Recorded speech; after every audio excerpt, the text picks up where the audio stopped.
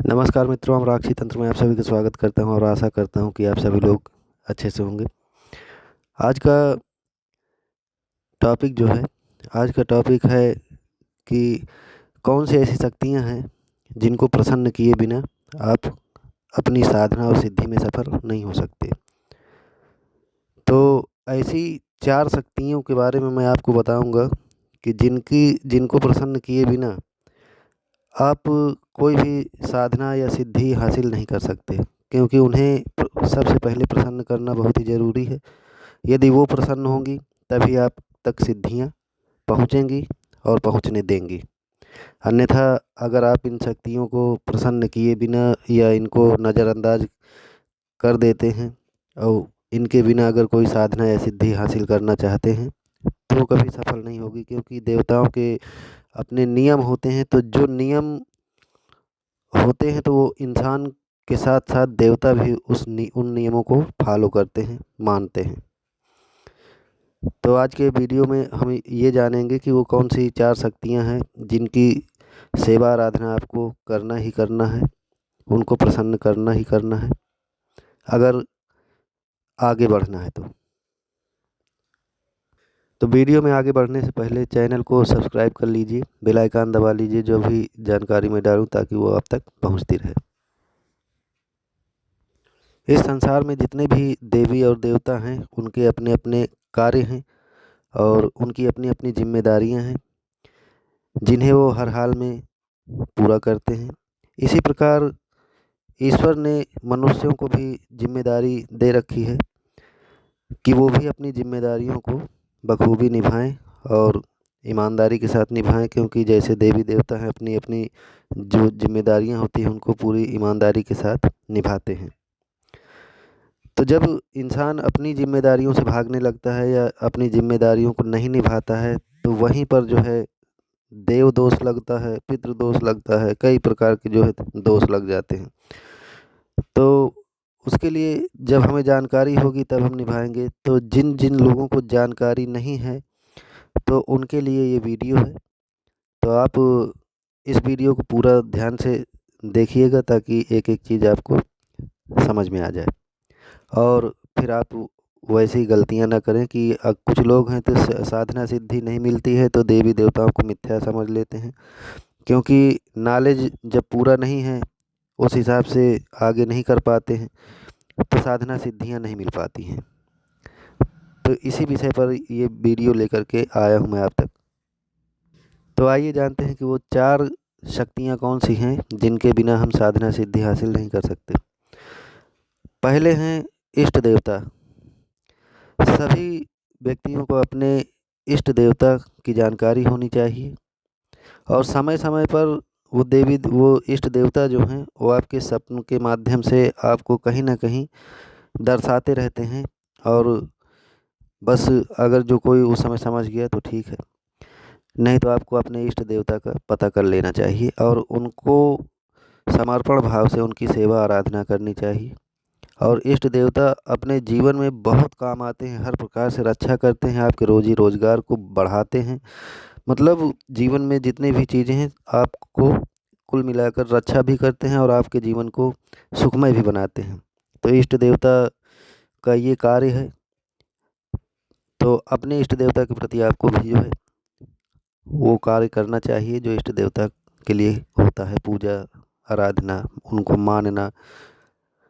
दूसरे हैं कुल देवता, कुल देवी या कुल देवता। इनको जो लोग भुलाए रहते हैं, नहीं मानते हैं, तो उनका जीवन पूरा नरक हो जाता है।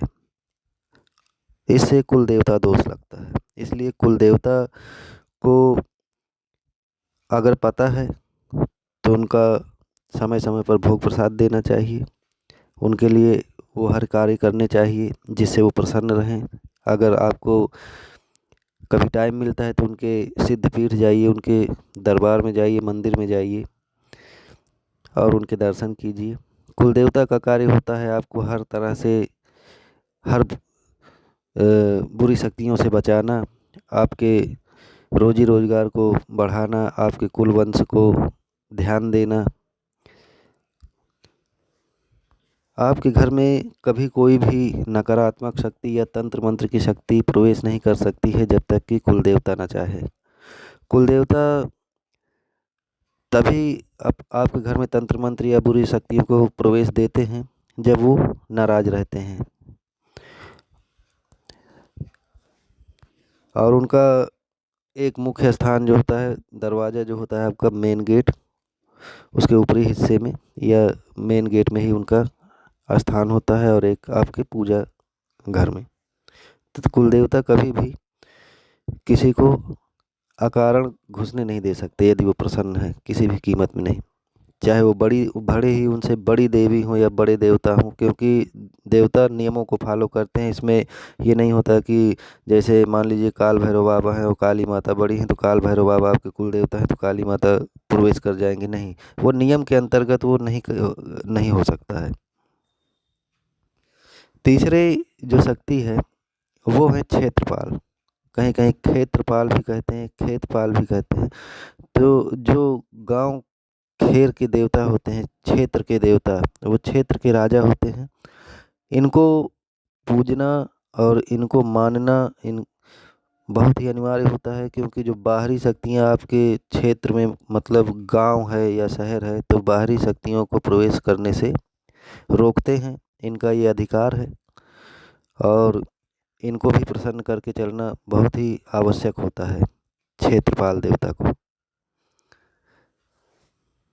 अगर ये प्रसन्न रहते हैं तो आप साधना सिद्धियां जब करते हैं तो आपकी साधना सिद्धियों में बहुत मददगार साबित होते हैं, बहुत सहायक होते हैं, और आपकी साधना सिद्धियों को आसानी से करवा भी देते हैं। इनका एक कार्य और है, एक वीडियो में मैंने बताया था कि क्षेत्रपाल का एक कार्य और होता है कि अगर किसी ने आपके कुल देवी या कुल देवता को, सभी देवी देवताओं को बांध लिया है, तो उस समय क्षेत्रपाल को कोई नहीं बांध पाता है। क्षेत्रपाल आपके आज़ाद रहते हैं, और आप अगर चाहें तो अपने कुल देवी देवता को क्षेत्रपाल के माध्यम से आज़ाद करवा सकते हैं। बहुत आसानी से क्षेत्रपाल जाते हैं और ये आसानी के साथ आपके सभी कुल देवी देवता जितने भी, सभी को आसानी से आज़ाद करवा करके ले आते हैं। चौथे हैं पितृदेवी देवता। पितृदेवी देवता का स्थान भी भगवान के समान ही है और भगवान से ऊंचा भी मानना चाहिए। क्योंकि पितरों की वजह से ही हम इस संसार में आए हैं, तो पितृदेवी देवताओं को भी मना करके चलना परम आवश्यक है। क्योंकि आपके घर में अगर तंत्र मंत्र या कुछ भी ऐसा होता है तो पितृदेवता सबसे पहले आगे आते हैं। जैसे कुल देवता आगे आते हैं, वैसे ही पितृदेवता भी सबसे आगे आते हैं आपकी रक्षा करने के लिए। अगर आपके ऊपर पितृदोष नहीं है, पितृदोष तब लगता है जब पितृदेवता नाराज होते हैं, तो उसे पितृदोष कहा जाता है। जब नाराज रहेंगे तो कोई भी कार्य आपका नहीं करेंगे, और अगर कोई कार्य बनने भी वाला होगा तो उसको भी बिगाड़ देते हैं, या नहीं भी बिगाड़ते हैं तो भी बनाते तो बिल्कुल भी नहीं है। तो आशा करता हूँ कि ये जानकारी आप लोगों को पसंद आई होगी। मिलते हैं अगली जानकारी के साथ। चैनल को अगर अभी तक सब्सक्राइब नहीं किए हैं तो चैनल को सब्सक्राइब कर लीजिए, बेल आइकन दबा लीजिए, ताकि जो भी जानकारी मैं डालूँ वो सबसे पहले आप तक पहुँचे। जय माता की।